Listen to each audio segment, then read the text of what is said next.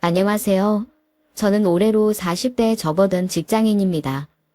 나이가 40에 접어들다 보니 저도 이제 제 인생에 대한 지난 기억들이 새록새록 떠오르곤 합니다. 아무래도 시기가 시기인지라 이래저래 생각이 많은 요즘이네요. 최근에 이곳 썰맘 사연에 빠지게 된 것도 그런 이유가 아닐까 싶습니다. 이곳에서는 남들에게 털어놓기 어려운 이야기들도 허심탄회하게 이야기할 수 있어서 좋아요. 저 또한 제 지인들에게 털어놓기에는 민망하지만 가슴속에 담아만두기에는 답답한 이야기들이 여럿 있습니다. 그 중에서도 제 지난 결혼 생활에 대한 이야기는 주변 친구들에게도 자세하게 한 적이 없는 것 같아요. 문제의 남편의 찌질한 모습은 어디 가서 말하기에도 창피하더라고요. 너 지금 나 회사 잘렸다고 이렇게 무시하는 거야. 넌 벌면 뭐 얼마나 번다고 그렇게 잘난 척이야. 너 정도 되는 여자 밖에 나가면 너였어. 나라고 뭐 네가 그렇게 대단해서 모시고 사는 줄 알아? 모시고 살긴 뭘 모시고 살아. 꼴에 자존심은 있어가지고. 제 한 입 밥벌이 할 생각도 없는 너 같은 놈. 나도 더는 필요 없으니까 내 집에서 나가. 밖에 나가면 나 정도 되는 여자가 널렸어? 잘 됐네. 나가선 이 수준에 맞는 여자 한번 잘 찾아봐. 정리해고 당하고도 혹여 자존심을 다치게 할까 노심초사하던 마누라 고마운 줄도 모르고 지복을 지발로 걷어챈 제 남편 이야기 한번 들어보실래요? 저는 대학 졸업과 동시에 대기업 취업에 성공했고 성공에 대한 열망도 남다른 편이었습니다. 그래서 30대 중반이 될 때까지 결혼은 고사하고 연애도 길게 해본 적이 없었어요.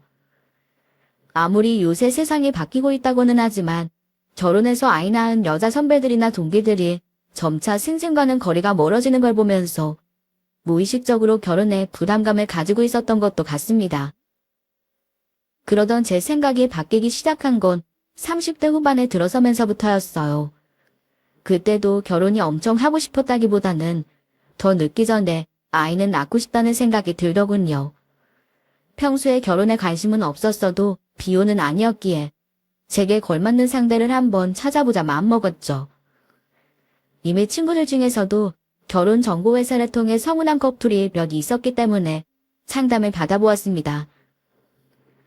너 결혼할 때 결혼정보회사 가입했었다고 했지? 거기 들어가면 진짜 괜찮은 남자들 많이 나오니.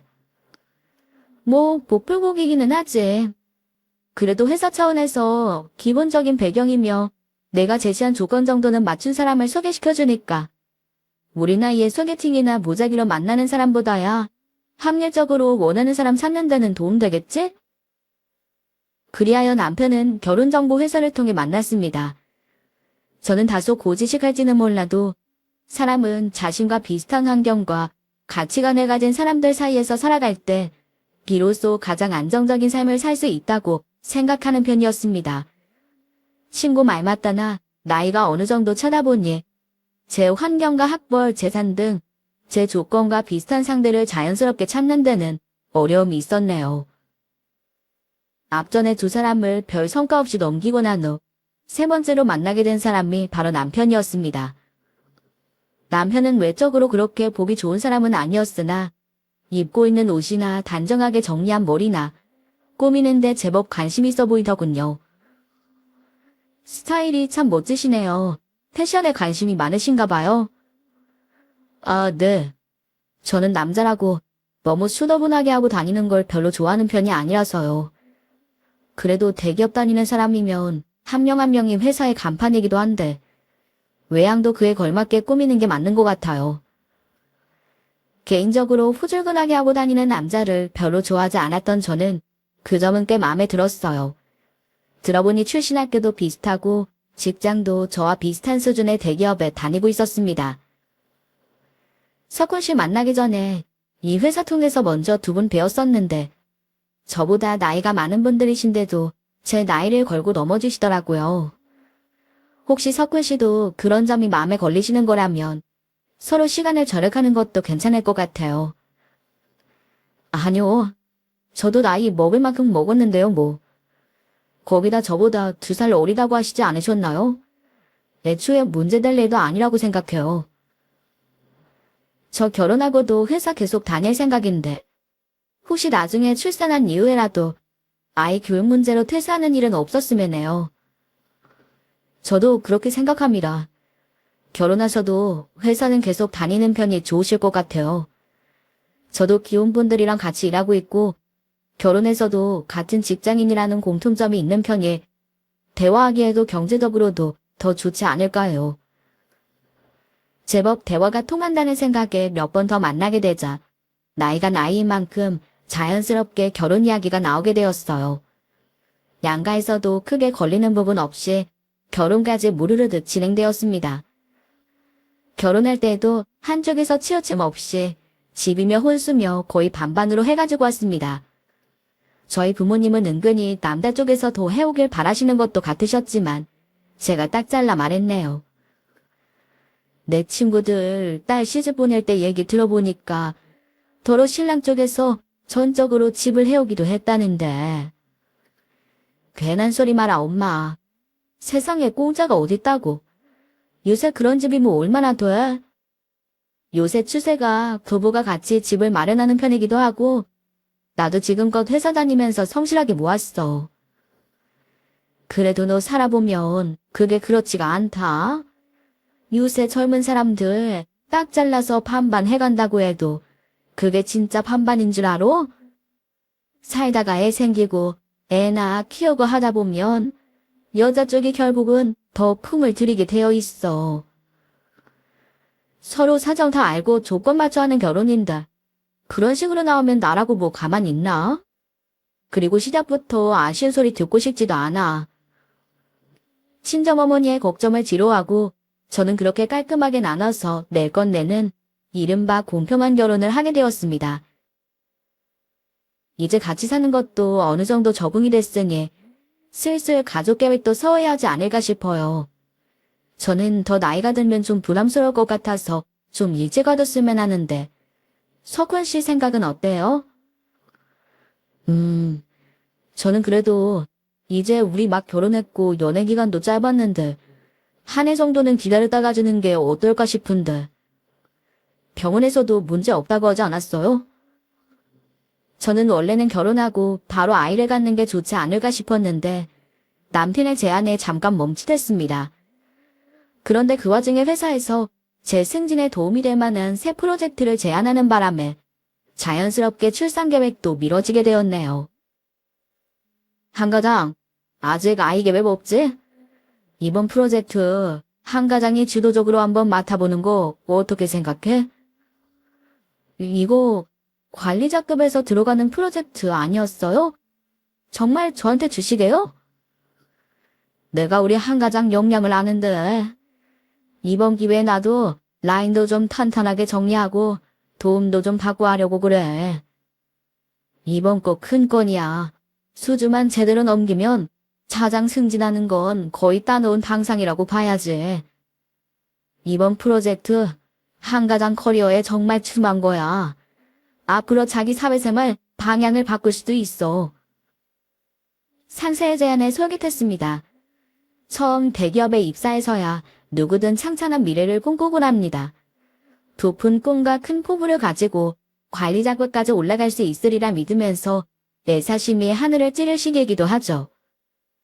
하지만 대기업 관리자급이 괜히 관리자급이겠습니까? 대기업에 입사해서 15년 안에 퇴사하는 사람들이 절반이 넘습니다. 하물며 평사원으로 시작해 관리자급까지 가는 데 성공하는 사람은 채 10%도 못 되는 수치예요. 결혼했다는 이유로 승진의 최전선에서 물러날 생각에 개미 눈꽃만큼도 없었던 저는 차라리 출산 계획을 미룬 것이 다행스럽게 생각될 지경이었습니다. 지금 확실히 입지를 다져서 관리자급으로서 회사에 단단히 자리매김을 한 후에 출산하는 것이 오히려 자리 보전에 도움이 될 거라는 계산이었어요. 그렇게 새 프로젝트에 들어가면서 신혼이라는 단어가 무색하게 저는 매일같이 거의 야근을 하게 되었습니다. 한편 프로젝트 준비로 여념이 없던 와중에 문제가 하나 생겼습니다. 어머니가 이 시간 어쩐 일이세요? 애가 맨날 저녁을 혼자 먹는다고 그래서 내가 아들 밥이나 한 끼 먹일까 싶어서 왔지. 너 퇴근이 늦구나? 왔어요. 오늘은 평소보다 좀 일찍 왔네요. 네. 내일 오전에 큰 회의가 있어서 좀 일찍 들어왔는데 어머니가 와 계시네요? 남편이 슬슬 제 눈치를 보기 시작했습니다. 안방으로 들어가는 제 뒤를 뒤이어 남편이 따라 들어왔어요. 석훈 씨, 우리 결혼 전에 분명히 합의 보지 않았나요? 저도 그렇고 석훈 씨도 그렇고 둘이 사는 집에 특별한 행사가 있거나 사정이 있지 않은 이상 가급적이면 다른 식구들 마주치는 불편한 상황은 만들지 않기로. 그게 요새 당신이 계속 늦으니까 내가 혼자 밥 먹는다고 어머니께서 마음이 쓰이셨나 봐요. 아들 밥 한 끼 해먹이고 싶다고 막무가내로 밀고 들어오시는 걸 차마 막기가 그래서. 미안해요. 불편했어요. 솔직히 불편하지 않다고 하면 거짓말이죠. 지금 시간도 10시가 넘었잖아요. 입장 바꿔서 저희 엄마가 이 시간에 미리 말도 없이 우리 집에 있다고 하면 석권 씨도 불편하지 않겠어요? 그렇죠. 내가 생각이 짧았네요. 다음엔 내가 본가로 가서 먹고 올게요. 남편이 조금 머쓱한 듯 보였지만 그래도 분명히 합의한 바가 있었고 그걸 어긴 건 처음 봤기 때문에 일부러 더 분명하게 말을 했습니다. 안 그래도 일이 많아 제대로 쉬질 못했는데 갑작스럽게 닥친 일에 조금 짜증이 나기도 했거든요. 누적된 피로에 더 말할 기운도 없어서 그날은 그냥 넘겼습니다. 시어머니로부터 전화가 온 것은 바로 그 다음 날이었어요. 전쟁 같은 회의를 겨우 마치고 나오는데 생전 받은 적 없던 시어머니로부터 전화가 와서 조금 우아했습니다. 네, 전화 바꿨습니다. 지금 바쁘니? 네, 바빠요, 어머니. 어제는 잘 들어가셨나요? 예, 내가 집에 와서 곰곰이 생각을 해봤는데 그래도 이건 아니다 싶다. 내가 매일같이 너희 집 들락날락거리는 것도 아니고 요 며칠 잠깐 갔던 건데 시어미한테 이렇게 야박하게 굴 건 아니지 않니? 아니 내가 내 아들 잘 키워서 대기업까지 턱하니 보내놨는데 내 아들 집에도 한번 못 가? 너도 나중에 애 낳으면 알 테지만 그게 그렇게 모자르듯 턱 차르는 게 아니야. 훈수가 길어질 조짐에 시어머니 말씀을 끊어야 했습니다. 아닌 게 아니라 정말로 바쁘기도 했거든요. 어머니, 그건 저 혼자서 일방적으로 요구한 게 아니라 석훈 씨도 결혼 전에 저한테 요구한 거이기도 해요. 둘 다 엄연히 독립된 성인인데 배우자 부모님이 허락도 없이 집에 드나드는 건 좀 아닌 것 같다고 서로 부모님한테 확실하게 얘기하자고. 저는 제 부모님께 결혼 전에 확실하게 말씀드렸고 저희 부모님 아직 한 번도 그런 식으로 방문한 적 없으세요. 제가 무조건 저희 집에 오지 마시라고 한 것도 아니고 미리 말해달라고 하는 게 과한 요구하는 거라고 생각하지는 않아요. 제 아들이 한 요구라는 말에 당황했는지 주춤하던 시어머니는 노래 논리적으로 할 말이 떨어진 어르신들이 그러하듯 어른이라는 위치로 저를 찍어 누르려 드셨어요. 예, 너 어른이 말씀하시는데 그렇게 너만 옳다고 따박따박 그러는 거 아니다. 그거 너희 부모님 욕먹이는 거야. 내가 귀하게 키운 내 아들 내가 보고 싶을 때 찾아가지도 못하니. 저희 부모님 얘기까지 하시는 건 정말 너무 가시는 거고요. 저도 저희 부모님을 귀하게 키워서 석원 씨처럼 대기업까지 보내놓으셨는데 저희 부모님은 안 그러시잖아요. 그리고 저희 둘 다 합의해서 결정한 건데 이게 마음에 안 드시면 제가 아니라 석은 씨하고 이야기하셔야죠. 어머니, 저 이제 진짜 일하러 가야 돼요. 이만 끊겠습니다. 결혼할 때까지만 해도 별로 이런 조짐이 안 보였는데 결혼하고 시어머니가 되면 달라지는 건지. 기혼인 친구들이 결혼이 당사자들 생각처럼만 살 수 있는 게 아니라던 말이 이런 뜻이었던 걸까. 갑자기 피로감이 몰려들었습니다. 남편에게 또 한 소리 할까 하다가 어제도 서로 기분이 좋지 않은 대화를 했는데 이번은 한번 넘어가자 하고 참았네요. 그렇게 한 일주일쯤 지났을까. 퇴근길에 아파트 같은 동에 거주하시는 입주민 대표분과 마주쳐 인사를 나누던 중이었습니다. 아, 세댁. 다름이 아니라 세댁 신랑한테 분리수거 할 때 조금 신경 좀 써달라고 좀 전해줘요. 소주병에 술 남긴 채로 유리병 칸에 넣으면 안 돼. 보니까 아까 낮에도 그러더라고. 귀찮아도 내용물 좀 싹 비우라고, 응? 저희 남편이요? 낮에 저희 남편 보셨어요? 다른 사람 아니고? 자기 남편 맞아. 내가 사람 하나는 기가 막히게 기억하는걸. 이게 무슨 소린가 싶었습니다. 평일 대낮에 그 사람이 회사에 안 있고 집에 있을 이유가 대체 뭐지 싶었죠. 거기다 소주라니요. 회식 때 좋아하지도 않는 술 권한다고 집에서는 맥주도 한 방울 입에 안 대는 사람이었습니다. 당신 오늘 낮에 반차 썼어요? 응? 아니, 그럴 만한 일이 어딨어. 당연히 회사에 있었지. 갑자기 그건 왜요? 저는 모르면 몰랐지. 거짓말을 듣고도 그냥 넘기는 성비가 아니었습니다. 거두절미하고 곧장 본론으로 들어갔어요. 당신 오늘 낮에 집에 있었다면서요? 거짓말하는 이유가 뭐예요? 아니, 당신이 그걸 어떻게 알았어요? 집 근처 돌아다니면서 아는 사람 아무도 안 마주칠 줄 알았어요? 뭔데요? 혹시 무슨 일 생긴 거예요? 갑작스런 추궁에 당황하던 남편이 제가 조금도 물러날 기색이 아니자 결국 사실대로 실토했습니다. 사실은 이번에 회사에서 하던 일에 내가 실수를 좀 했어요.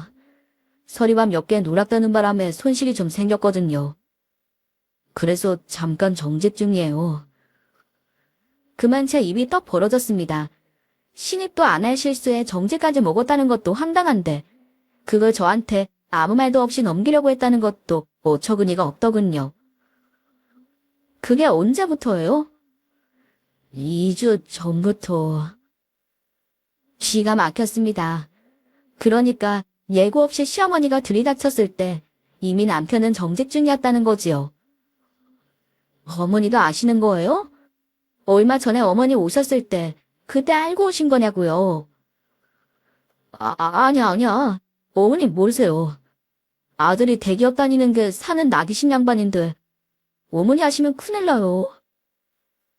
기겁을 하며 선을 휘저는 남편의 반응이 거짓말 같진 않았습니다. 저는 한숨을 내쉬며 말했어요. 그래서 정직은 언제 끝나는데요? 정직만으로 해결될 만한 일은 맞아요. 그게 인사위원회에서 아직 결정이 안 나서. 가슴이 답답했습니다. 더 숨기는 거 있으면 나 안 참을 거예요. 어떻게 이렇게 큰일을 아무 말 없이 지나가려고 했어요. 미안해요. 당신 걱정할까봐. 한숨이 나왔지만 본인도 마음고생이 오죽했을까. 그때는 치근한 마음도 들더군요. 그래서 화를 누그러뜨리고 말했네요. 그간 혼자서 맘들였겠네. 그래서 혼자서 집에서 잘 마시지도 않는 소주까지 마셨어요. 수치심에 남편의 얼굴이 뻘겋게 달아올랐습니다. 집에 있는 동안 술 말고 더 좋은 거 잘 챙겨 먹어요. 우리같이 회사 일에 매달려 사는 사람들한테 이렇게 쉴 수 있는 시간이 흔한 것도 아니잖아. 결론이 나면 그건 그때 가서 같이 생각해보고 지금은 쉴 수 있을 때 좀 쉬자고 생각해요. 말없이 고개를 주걱거리는 남편을 보고 저러다 진짜 해고라도 당하면 어쩌나 싶으면서도 혼자 우울해하지 않도록 더 신경 써줘야겠다고 생각했습니다. 출근해서도 남편이 좋아하는 음식을 배달시켜주기도 하고 평소보다 연락도 더 자주 했어요. 당신 좋아하는 찜닭 했는데 점심은 잘 챙겨 먹었어요? 혼자 있다고 대충 먹지 말고 잘 챙겨 먹어요. 고마워요. 역시 당신밖에 없어. 나는 잘 챙겨 먹고 있으니까 당신도 잘 챙겨 먹어요. 제게 정직 사실을 들키고 얼마간은 남편도 행동거지를 조심하는 것 같았습니다. 그러나 정직이 길어지고 한 달쯤이 지나자 슬슬 집안이 어지러워지기 시작했어요. 아니, 이거 이렇게 두면 벌레 꼬이는데. 아, 금방 치우려고. 그냥 놔둬요. 눈앞에 초파리가 날아다니는데 어떻게 그냥 놔둡니까? 야근하고 무거운 내 몸 하나 건사하기도 힘들었으나 도저히 그냥 두고 들어갈 수가 없었습니다. 남은 음식물을 음식물 처리기에 넣으며 저는 넌지시 물었어요. 그러고 나서 회사에서는 별 연락 없어요? 모르지 뭐. 때 되면 연락 오겠죠. 돌아오는 남편의 목소리가 짜증스러웠습니다. 저도 슬슬 불만이 쌓여가던 차였으나 한창 예민할 시기라 생각하니 무슨 말 한마디 꺼내기가 조심스러웠어요. 별로 유쾌한 얘기가 아니라는 건 알겠지만 무슨 연락 받으면 나한테도 꼭 말해줘요. 알았어. 귀찮은 기색이 역력했으나 다시 한번 꼭 놀러 참으며 재활용 쓰레기를 마저 분류했습니다. 그리고 다음날 아무래도 맞득지 않은 남편의 기색에 친구에게 부탁을 했어요. 친구 남편이 남편과 같은 회사에 근무 중이었거든요. 오랜만에 연락해서 이런 얘기해서 미안한데 나한테 정말 중요한 문제라.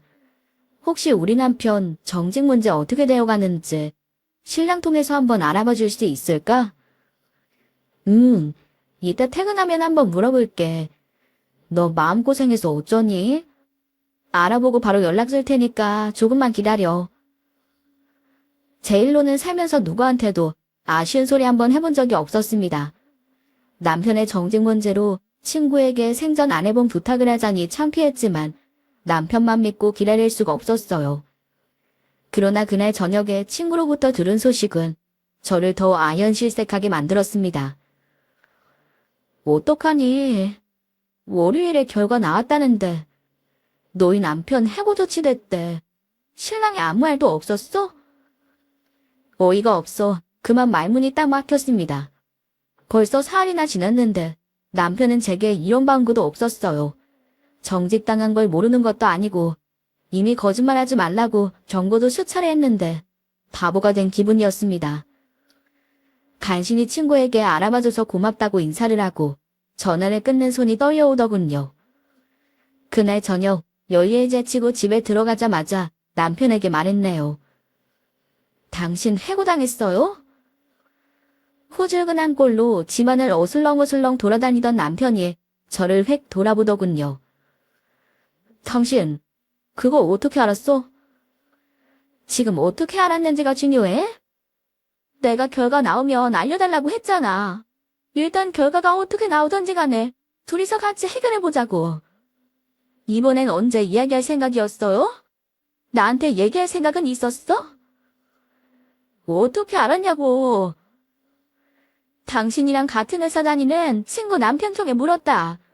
지금 그게 중요해. 제 말에 남편 눈이 희번덕 뒤집어졌습니다.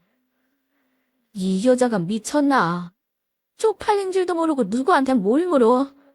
당신 남편이 그렇게 우스워. 미친 사람처럼 눈을 까리잡고 제게 소리를 지르는 남편을 보자 저도 그만 그간 쌓였던 화가 폭발해버렸습니다. 쪽팔려? 이미 해고된 거 다 아는 사람한테 물어본 건 쪽팔리고 너 지금 나한테 미쳤냐 어쨌냐? 소리 지르는 건 안 쪽팔리니? 지금 당신 꼴 우습게 만들고 있는 건 당신이야. 내가 그간 집구석 거지고를 하고 있어도 당신 마음 다칠까봐 꼭 참고 아무 소리 안 했어. 내가 당신한테 다른 소리 뭘 했어. 무슨 일이 있든 결과 나오면 속일 생각 말고 꼭 나한테 얘기해라. 그 얘기밖에 더 했어. 그럼 나보고 뭘 어쩌라고. 등신같이 실수해서 잘렸다는 얘기를 쪽팔려서 어떡해. 그러더니 남편이 그 자리에 철퍽 주저앉아서는 엉엉 울기 시작했습니다. 그 꼴을 보는 저도 환장할 지경이었네요. 끊어지려는 인내심을 아슬아슬하게 부여잡으며 간신히 말을 이었습니다. 결과가 어찌됐든 간에 나도 알고 있어야 대처를 할 거 아니에요. 당신 혼자 그러고 있는다고 뭐가 달라지는 게 아니잖아. 제 말에도 아랑곳 않고 신명나게 울어제끼는 남편 꼴을 보니 오늘 대화는 텄구나 싶었습니다. 그래, 그냥 실컷 울게 두고 저도 방으로 들어가 침대에 지친 몸을 뉘었네요. 다음날 저는 아플 때도 쓰지 않았던 반차를 썼습니다. 한 가장이 무슨 일로 반차를 다 쓰냐며 의아해하는 상사에게 대충 얼버무리고는 저희 집 주방 식탁에 남편과 마주 앉았어요. 한동안 저희 사이에는 정적만이 흘렀죠. 제가 먼저 침묵을 깼습니다. 그래서 앞으로 계획은 있어요? 남편은 꿀먹은 벙어리가 되어 가만히 앉아있기만 하더군요. 속이 답답했지만 일이 이 지경이 되었으니 달래서라도 꼭 이야기를 해야 했어요. 당장 생활비는 나도 회사 다니니까 급한 건 아니고 회사에서는 해보된 걸로 얘기가 다 마무리된 거예요? 제 질문에 잠시 머뭇거리다가 비로소 남편이 입을 열었어요. 그게 손해본 비용 다는 아니고 일부 명목으로 배상을 하긴 해야 될 것 같은데 회사 측에서 금전적 배상을 요구해요? 얼마나? 그러니까 그게 남편 입에서 나온 금액은 거의 저희 신혼집 매매가와 맞먹었습니다. 저는 그만 눈앞이 아득해지는 것만 같더군요. 그저 그 상황이 거짓말 같았어요. 그래서 어떻게 해결할 생각이에요? 일단은 우리 신혼집을 빼는 게 어떨까 싶은데. 그런데도 나한테 말을 안 하고 있었어요? 내가 먼저 말을 안 꺼내면 도대체 어쩔 생각이었는데. 이 신혼집의 절반은 제 거였습니다. 상의도 없이 신혼집부터 빼자고 하는 것도 화가 났지만 그럴 생각이었으면 진작 저한테 실토를 했어야 하는 게 맞는 거 아닙니까? 저는 그만 부하가 치밀어 올랐습니다. 사측에서 제시한 금액 배상 안 하면 그 다음엔 법적 조치 들어간대잖아요. 일단은 급반불부터 꺼야지요. 당신이 좀 이해해줘요. 제가 단박에 집배잔 소리를 안 하니 조바심이 난 모양이었습니다. 숫째 제게 비는 모양새가 어제 미친 사람처럼 굴던 것과는 사뭇 달라 더욱 기가 차더군요. 집이 내놓는다고 곧장 나가는 것도 아닐 거고 회사에서 저만 낫게 일이 있을 거 아니에요. 그 전에 그걸 맞출 수 있겠어요? 일단 당신이 가진 걸로 해결을 먼저 하고 집 나가면 그건 당신이 가져가면 이 대책 없는 인간의 믿을 구석은 오로지 나로구나 생각하니 가슴이 뭔가로 꽉 틀어막히는 기분이었습니다. 속에서 천불이 났지만 대기업을 상대로 법적 소송에서 이길 재간이 없다는 건 저도 잘 알고 있었기에 별 도리가 없었습니다. 일단 무슨 말인지는 알겠어요.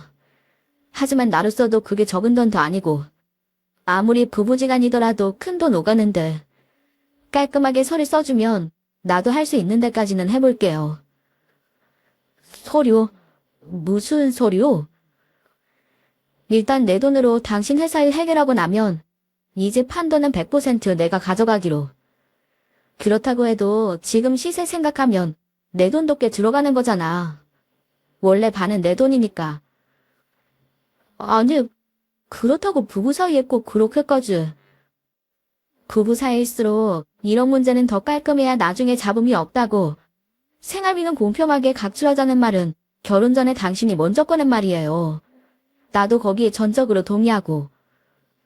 나도 부부니까 내 손에 감수하고 이렇게라도 하는 거예요. 이거 확실하게 해주지 않으면 나도 일 진행할 수 없어. 어떻게 비벼볼 심산이었는지 우물대던 남편은 제 대쪽 같은 태도에 결국 제 제안을 받아들였습니다. 사실 받아들이지 않을 수 없었겠죠. 해고 사실만은 절대 제 모친께 알릴 수 없다는 남편에게 저 말고 또 돈 나올 구석이 있을 리 없었을 테니까요. 그렇게 남편에게 서류까지 단단히 받아내고서야 저는 적금 통장을 깨고 남편에게 돈을 건네주었습니다.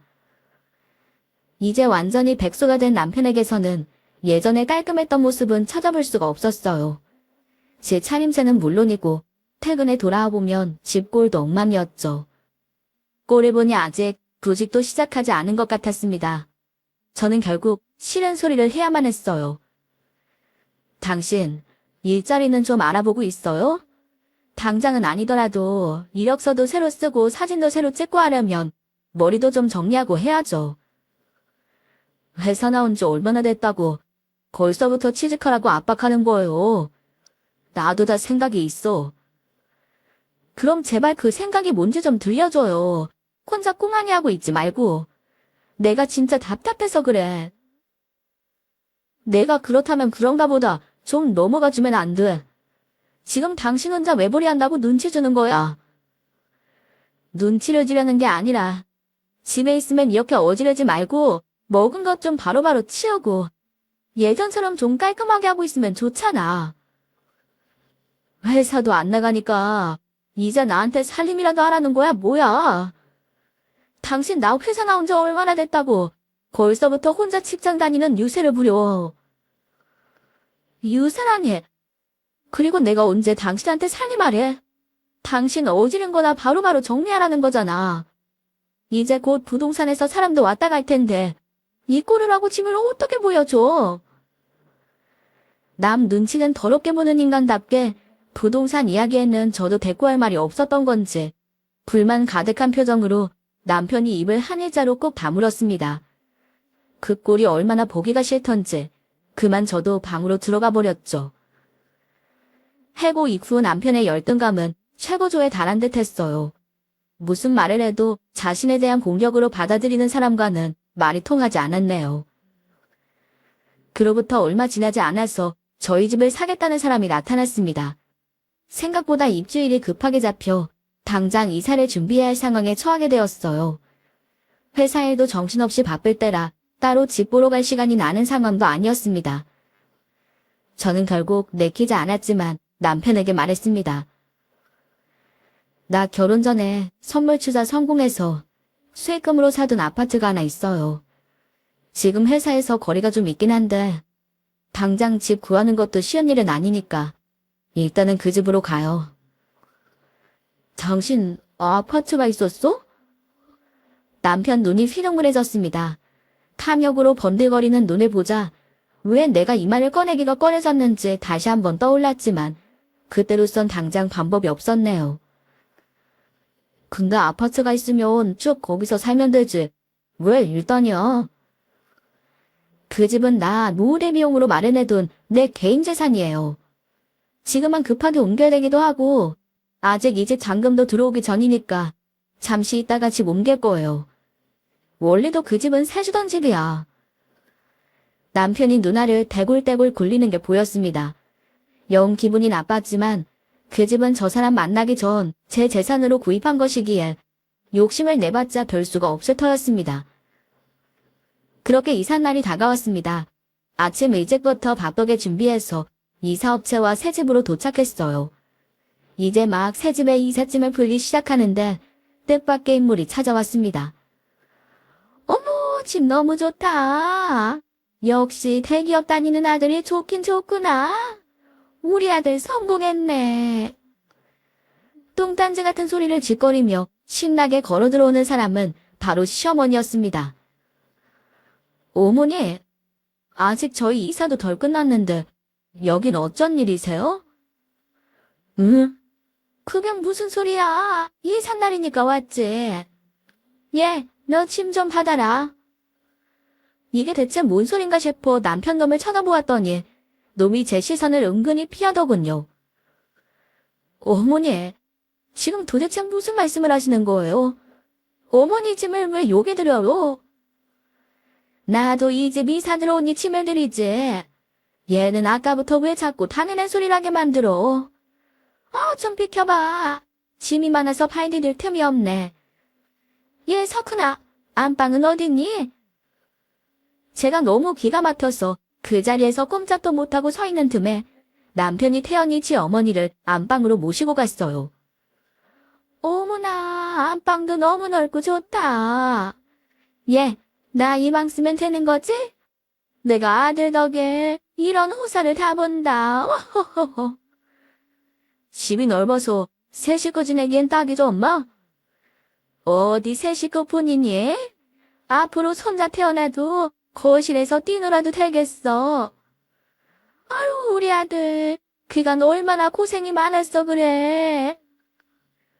두 모자가 나누는 대화에 제 정신이 이상해지는 기분이었습니다. 그러다 자기 가구를 들이려는 시어머니를 보며 퍼뜩 정신이 돌아왔네요. 나가세요. 얘가 지금 뭐라는 거니? 내 집에서 당장 다 나가라고! 제가 악에 받쳐 소리를 지르자 남편과 시어머니는 물론이고 이사업체 직원들까지 싹 다 그 자리에서 얼어붙었습니다. 이거 왜 이래? 너 미쳤니?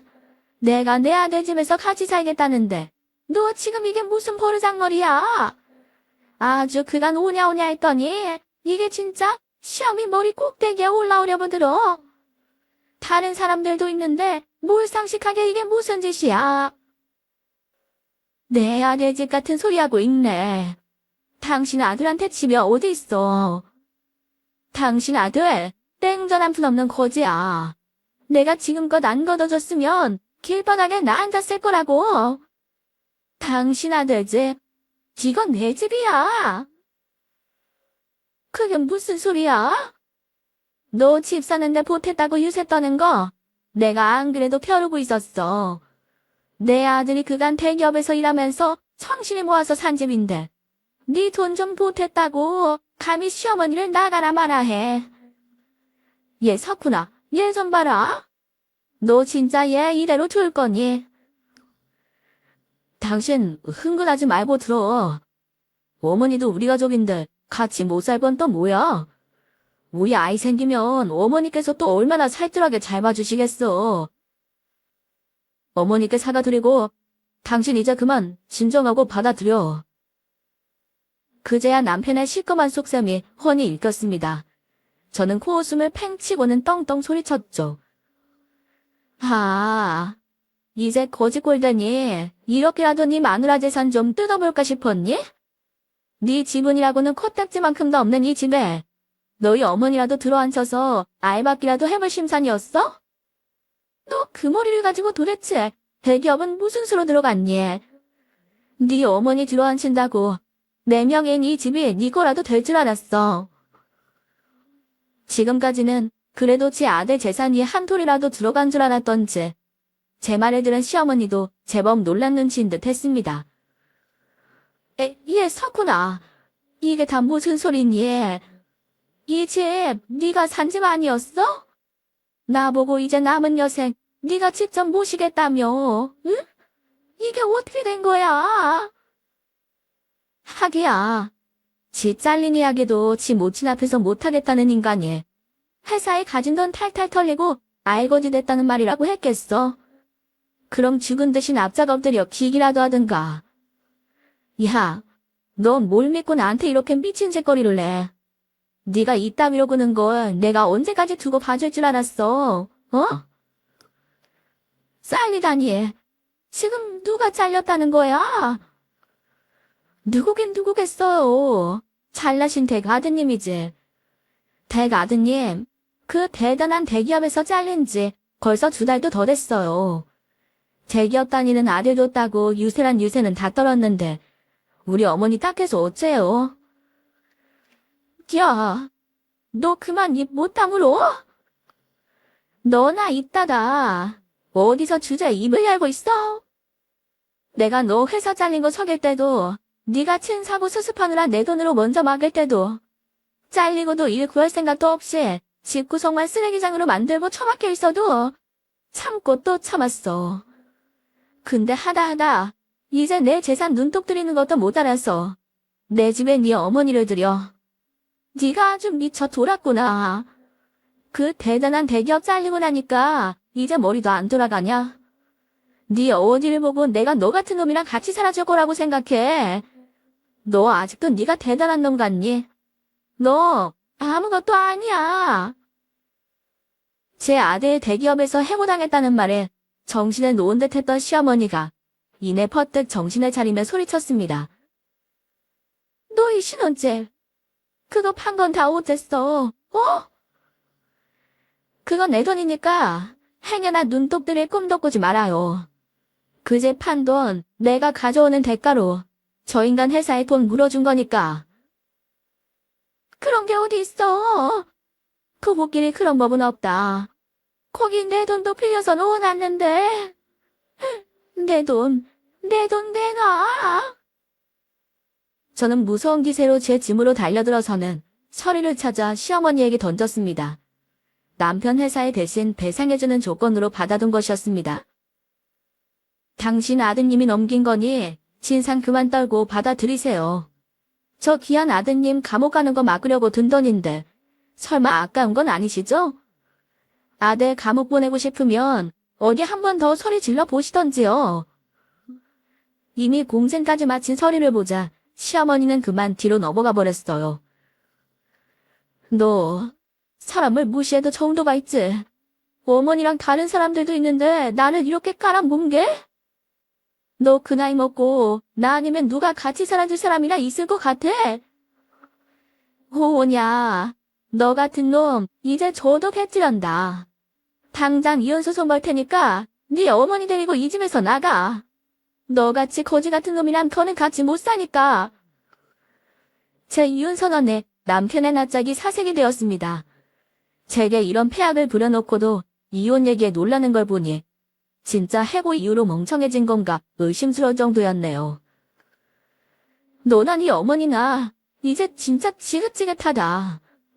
꼴도 보기 싫으니까 경찰 부르기 전에 당장 내 눈앞에서 사라져.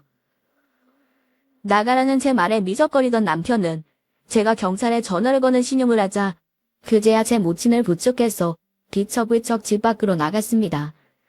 시어머니는 아직도 충격에 허우적거리고 있었네요. 아이고 내 돈, 내 귀한 돈. 정신 나간 사람처럼 주물거리는 시어머니의 뒷모습을 보며 두 모자꼴이 참 닮았구나 생각했습니다. 부디 저 두 인간이 제 인생에서 영원히 사라지길 기도했네요. 이혼 소송을 걸어 놈의 피를 바짝 말려버릴까 싶기도 했으나 하루라도 더 빨리 남편과 남남이 되고 싶은 마음에 저는 합의 이혼을 신청했어요. 진작 개털이 된 남편으로서는 이혼 소송을 할 여력조차 되지 않았을 테니 제 뜻에 동의하는 것 말고는 다른 방법이 없었을 겁니다. 결혼 초부터 이혼에 이르기까지 피로하게 짝이 없었지만 단 한 가지 남편에게 고마웠던 것이 바로 아이 계획을 미뤘던 거였습니다.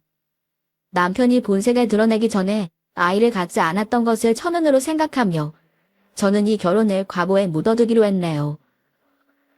후에 시어머니에게서 한 통의 전화가 걸려온 적이 있었어요. 아가, 이제 그만 우리 석훈이 다시 받아줄 수는 없겠니? 내가 저놈 꼴을 더 두고 볼 수가 없어서 그런다. 운을 신용을 하며 시답다는 소리를 하는 전 시어머니 꼴이 참 우습더군요. 남편은 이혼 후 시어머니 집에 얹혀 한참을 허송세월하다 그 무렵에서야 시어머니 친구가 하시는 물류창고에서 일용직으로 일을 시작했다고 합니다. 당신 아들 꼴을 보고도 아직도 저한테 그 사람 찍어 붙이시려 드는 걸 보니 어머님도 참 한결같으시네요. 이 말을 끝으로 저는 단호히 전화를 끊고는 망설임 없이 연락처를 차단했습니다. 결국 저는 관리자급으로 승진하는 데 성공했어요. 정리할 것들이 정리되고 나니 더욱 일에 전념할 수 있었습니다. 처음부터 아예 겪지 않았으면 좋았을 일이지만 일이 되고 나니 오히려 결혼에 대한 미련도 없어지고 성공에 대한 의욕이 커지더라고요. 여기까지가 제 지인들에게도 속속들이 말하지 못한 제 짧은 결혼 생활에 대한 이야기입니다. 이혼 후에 어디에도 허심탄회하게 털어놓아 본 적이 없었는데 여러분들께 이야기하고 나니 비로소 시원하게 모든 일들이 끝난 기분이 드네요. 이래서 여러분들도 이곳에 사연을 보내시나 봅니다. 오늘 제 대나무숲 해주셔서 감사해요. 별로 좋지는 않은 이야기였지만 여러분들은 좋은 하루 보내시길 바랍니다.